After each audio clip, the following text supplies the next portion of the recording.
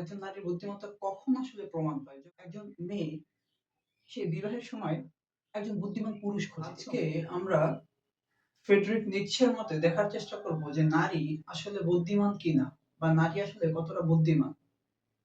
এমনভাবে বলা হয় যে ধরুন একজন নারী বুদ্ধিমত্তা বা একজন নারীর বুদ্ধিমত্তা কখন আসলে প্রমাণ পায়? যখন একজন নারী তার আত্মনিয়ন্ত্রণ করতে শেখে এবং সে যখন যেকোনো সুযোগকে কাজে লাগাতে পারে বা সে তার আশেপাশের পরিবেশটা বুঝতে পারে এবং সেই অনুযায়ী কাজ করতে পারে বা তার তাৎক্ষণিক যে বুদ্ধিমত্তা ভালোভাবে প্রয়োগ করতে পারে, তখন একজন নারীর বুদ্ধিমান কিনা এটা প্রমাণ করে আসলে বা প্রমাণ পায়।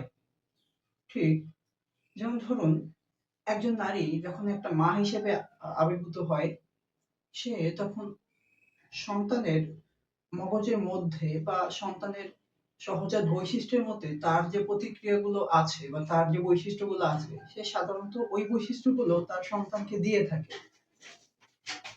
এখন কিন্তু একজন পুরুষের ক্ষেত্রে বা একজন বাবা সে কি করে? সে আসলে তার সন্তানদের মধ্যে ইচ্ছাশক্তি প্রেরণ করে।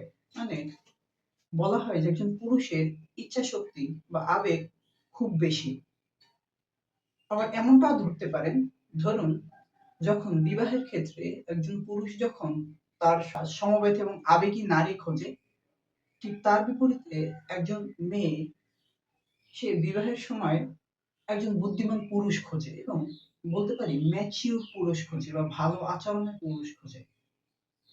মানে বিবাহের ক্ষেত্রে একজন নারী এটা খোঁজে আরকি।